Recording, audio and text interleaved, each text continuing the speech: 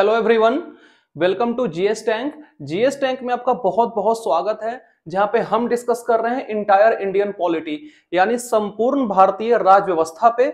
और कल हमने डिस्कस किया था फंक्शंस ऑफ गवर्नर, यानी कि गवर्नर टॉपिक को हमने दो अलग अलग वीडियोस के माध्यम से देखा था। पहले पार्ट में हमने उसके आर्टिकल्स और उनके बारे में पढ़ा था, और कल वाले वीडियो में हमने फंक्शंस के बारे में पढ़ा था, और साथ ही साथ काउंसिल्स ऑफ मिनिस्टर जो राज्य के मंत्री परिषद हैं उसके बारे में पढ़ा था, और साथ ही साथ चीफ मिनिस्टर के बारे में भी पढ़ा था। तो अगर आपने उनमें से कोई भी वीडियो को मिस किया है तो आप जाकर उस वीडियो को देख सकते हैं, प्लेलिस्ट क्रिएट किया हुआ है, ठीक है।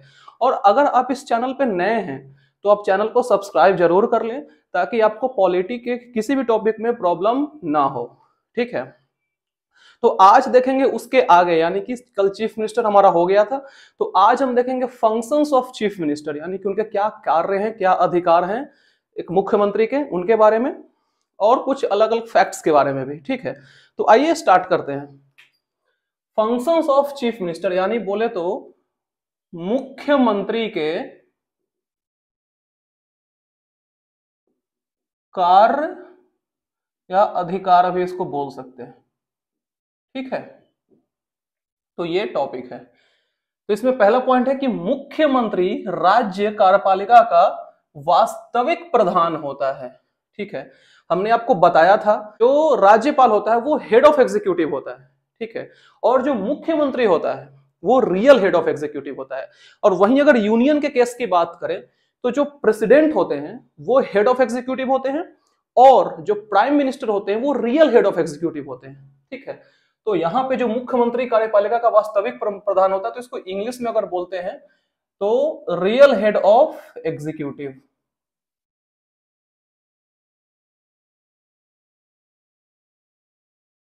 ठीक है। अगला पॉइंट कहता है कि यह विधानमंडल की सूचना राज्यपाल को देते हैं। कहने का मतलब है कि जो भी विधानमंडल में कोई भी टॉपिक पे डिस्कस हुआ, कोई भी चीज हुआ विधानमंडल में, तो उसकी सूचना जो है मुख्यमंत्री वो राज्यपाल को देते हैं, ठीक है। ये इनका ड्यूटी है। अगला है कि किसी मंत्री को नियुक्त करने या हटाने की सिफारिश राज्यपाल को ये करते हैं, यानी कि मुख्यमंत्री जो हैं, सो अगर किसी मंत्री को हटाना है या फिर किसी मंत्री को नियुक्त करना है तो उसका जो रिकमेंडेशन है, उसकी जो सिफारिश है वो राज्यपाल को करते हैं। कौन? मुख्यमंत्री, ठीक है।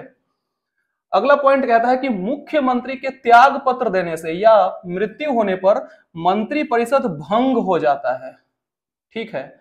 कहने का यह मतलब है कि जब मुख्यमंत्री की डेथ हो गई, इन केस डेथ हो गई या फिर वो रिजाइन कर देते हैं, तो इस केस में जो मंत्री परिषद है, काउंसिल ऑफ मिनिस्टर स्टेट का होता है, वो डिसॉल्व हो जाता है, यानी कि भंग हो जाता है।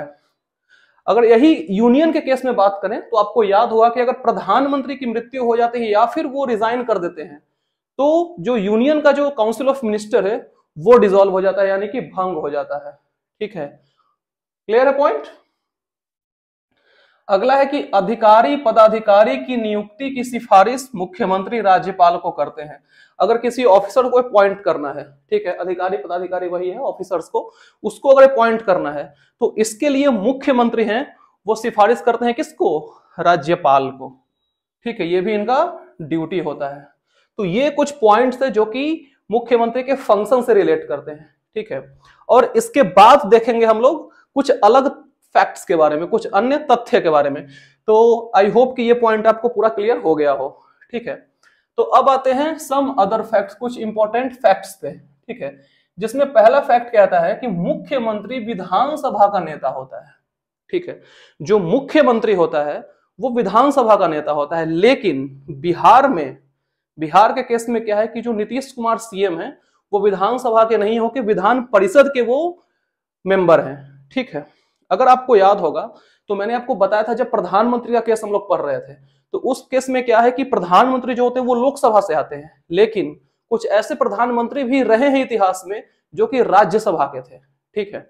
तो ठीक उसी तरह जो मुख्यमंत्री बनते हैं वो विधानसभा के मेंबर बनते हैं, लेकिन किसी किसी केस में विधान परिषद के भी मेंबर होते हैं जब सीएम, ठीक है। और अगर वो विधानसभा के सदस्य हैं तो मिनिमम एज कितना होना चाहिए उसके लिए? 25 वर्ष। विधान परिषद के केस में तो 30 होता है, लेकिन विधानसभा के केस में कितना होता है? 25 वर्ष न्यूनतम आयु, ठीक है। बात करते हैं कि इनको शपथ कौन दिलाता है, तो इनको शपथ दिलाते हैं राज्यपाल। जो राज्य के राज्यपाल है वो इनको शपथ दिलाते हैं, और अगर उनको त्याग पत्र भी देना है, अगर इनको रिजाइन भी करना है सीएम को, तो ये रेजिग्नेशन भी अपना राज्यपाल को ही देंगे। ठीक है, क्लियर है पॉइंट। अगला कहता है कि बिना किसी सदन के सदस्यता के मुख्यमंत्री अधिकतम 6 महीना तक मंत्री पद पर रह सकते हैं। अगर मान लीजिए कि किसी केस में आप मुख्यमंत्री बन जाते हैं, ठीक है, आप एज ए सीएम इलेक्ट हो गए, तो आपको 6 महीना के अंदर किसी एक सदन की सदस्यता आपको लेनी पड़ेगी। यानी कि या तो आप विधानसभा में जाएं या तो विधान परिषद में जाएं। तो वही ये पॉइंट कह रहा है कि बिना किसी सदस्यता के जो मुख्यमंत्री हैं वो अधिकतम यानी मैक्सिमम 6 महीने तक मुख्यमंत्री रह सकते हैं। अगर 6 महीना तक उन्होंने अगर कोई सदस्यता नहीं ली, यानी कि न वो विधानसभा के मेंबर बन पाए न विधान परिषद के मेंबर बन पाए, तो इस केस में उनको त्याग पत्र देना पड़ सकता है। ठीक है, इनके उस केस में उनको रिजाइन करना पड़ सकता है अगर 6 महीना के अंदर उन्होंने सदस्यता नहीं ली तो। क्लियर पॉइंट ये वाला। अगला कहता है कि मुख्यमंत्री या फिर अन्य मंत्री के वेतन का निर्धारण, तो उनका जो सैलरी होता है वो निर्धारण कौन करता है? उसका निर्धारण करता है विधानमंडल। जो राज्य का जो विधानमंडल होता है, लेजिस्लेचर, स्टेट लेजिस्लेचर, वही इनकी सैलरी का फिक्सेशन करता है। ठीक है, क्लियर है पॉइंट। अगला पॉइंट कहता है कि किसी भी राज्य के मुख्यमंत्री राष्ट्रपति के चुनाव में तभी भाग ले सकते हैं जब वे विधानसभा के सदस्य हों। अगर आपका कंसेप्ट क्लियर हो राष्ट्रपति के इलेक्शन से लेके, तो आपको याद होगा कि जो राष्ट्रपति के चुनाव होता है उसमें लोकसभा, राज्यसभा और विधानसभा, इन तीनों के इलेक्टेड मेंबर जो हैं वो पार्टिसिपेट करते हैं। ठीक है, लेकिन इसमें ये पॉइंट में कह रहा है कि जो मुख्यमंत्री तभी पार्टिसिपेट कर सकते हैं, तभी भाग ले सकते हैं राष्ट्रपति के चुनाव में जब वो विधानसभा के सदस्य हैं। अगर मुख्यमंत्री विधान परिषद के सदस्य हैं तो वो राष्ट्रपति के चुनाव में भाग कभी नहीं लेंगे, नहीं ले सकते हैं। ठीक है, क्योंकि यहां तो फिक्स किया गया है कि लोकसभा, राज्यसभा, विधानसभा के सदस्य ही भाग ले सकते हैं, वो भी कौन से? इलेक्टेड कैंडिडेट, निर्वाचित जो सदस्य होते हैं सिर्फ वही, मनोनीत नहीं। ठीक है, तो ये पॉइंट हो गया इलेक्शन से लेके। इसमें एक पॉइंट और है जो कि याद करने लायक है, जिसमें यह कहा गया है कि जो राज्य में मंत्री परिषद में जो मंत्रियों की संख्या होती है वो विधानसभा के कुल सीटों के 15% से अधिक नहीं होना चाहिए। ठीक है, मतलब जो मंत्री परिषद में मंत्रियों की कुल संख्या जो होती है वो विधानसभा में जितना सीट है उसके 15% से एक्सीड नहीं करना चाहिए। ठीक है, कहने का ये मतलब है कि 15% तो होगा ही होगा। ठीक है, और अगर 15% अगर 12 से कम हो रहा है, यानी कि या तो 15% से अधिक नहीं होना चाहिए या फिर 12 सदस्य मिनिमम होना ही चाहिए। ठीक है, ये कंडीशन फॉलो होना ही चाहिए। ठीक है, ये बात कहां कही गई? 91st constitutional amendment act 2003। ठीक है, 91वां संविधान संशोधन अधिनियम हुआ था, उसी में यह प्रावधान डाला गया है। ठीक है, क्लियर है पॉइंट। तो आप एक बार इस पॉइंट्स को, सारे नोट्स को एक बार नोट डाउन या स्क्रीनशॉट ले लीजिए। फिर आते हैं हम अपने अगले पॉइंट पे, जो कि इंपॉर्टेंट पॉइंट है, एडवोकेट जनरल, महाधिवक्ता के बारे में चर्चा करेंगे। ठीक है, आइए देखते हैं अगला टॉपिक जो कि है एडवोकेट जनरल। ठीक है, तो एडवोकेट जनरल का हिंदी क्या हो जाएगा?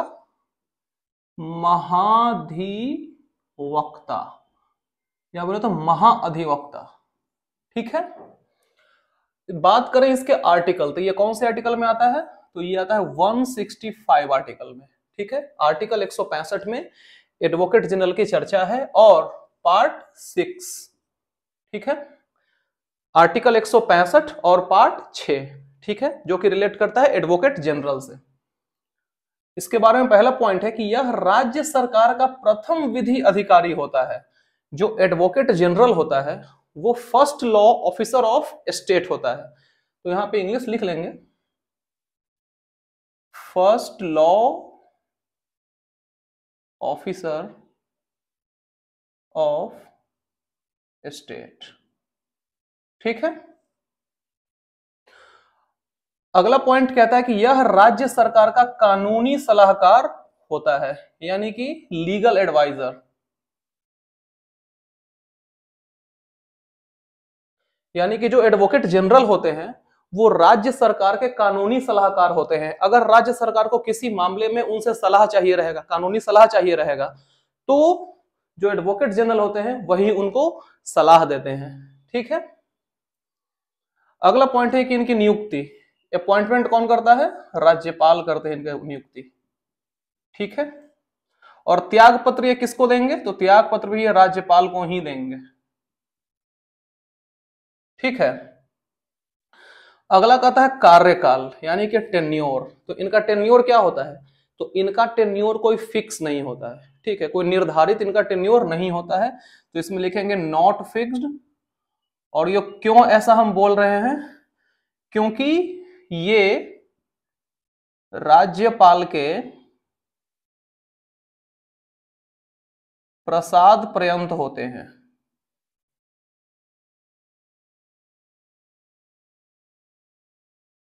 प्रसाद पर्यंत मतलब प्लेजर ऑफ गवर्नर।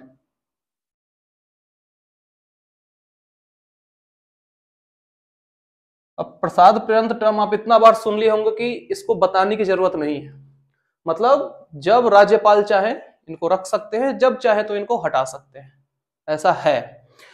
तो इसमें आप ये भी कह सकते हैं कि जब तक राज्यपाल खुश तब तक एडवोकेट जनरल खुश, और जब तक राज्यपाल अगर दुखी हो गए तो एडवोकेट जनरल को भी वो दुखी कर देंगे।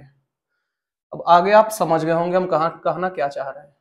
ठीक है, तो ये पॉइंट हो गया।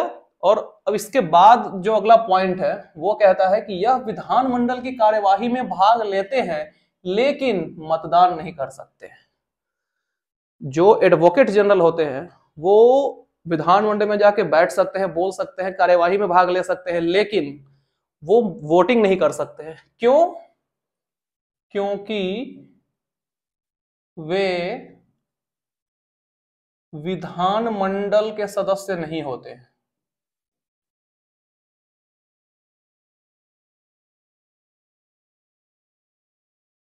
अब जब तक ये सदस्य नहीं होंगे तब तक तो ये वोटिंग में भाग ले नहीं सकते, वोट कास्ट कर नहीं सकते। तो ये वोट कास्ट इसलिए नहीं करते हैं क्योंकि वो विधानमंडल के सदस्य नहीं होते। ठीक है, क्लियर है ये पॉइंट?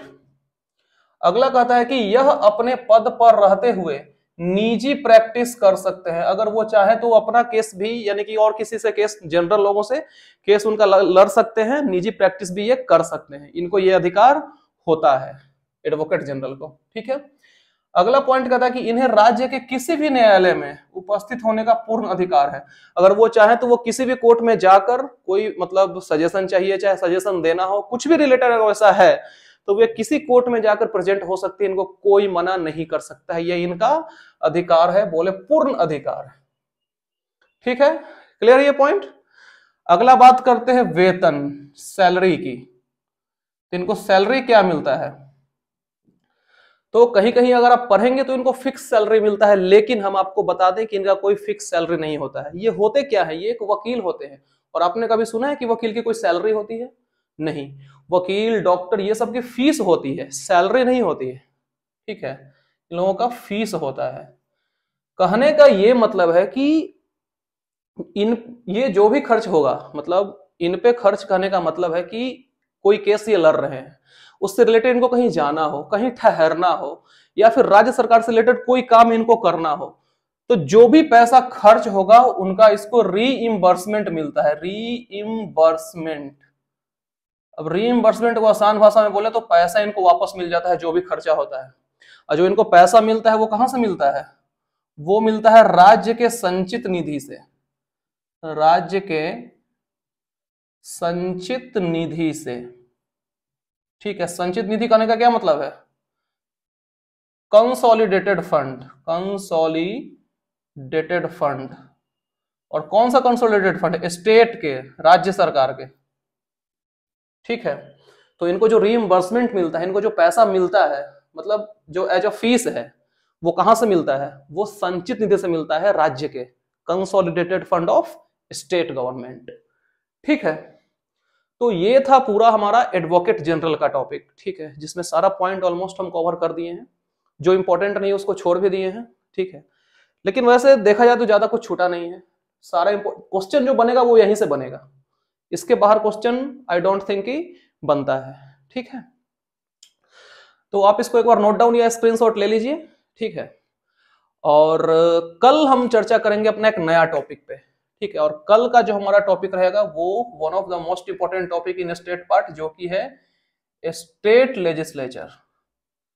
लेजिस्लेचर, जिसको बोलते हैं राज्य विधानमंडल, जो कि एक बड़ा टॉपिक है और वो 2 या 3 दिन तो चलेगा ही चलेगा, ठीक है।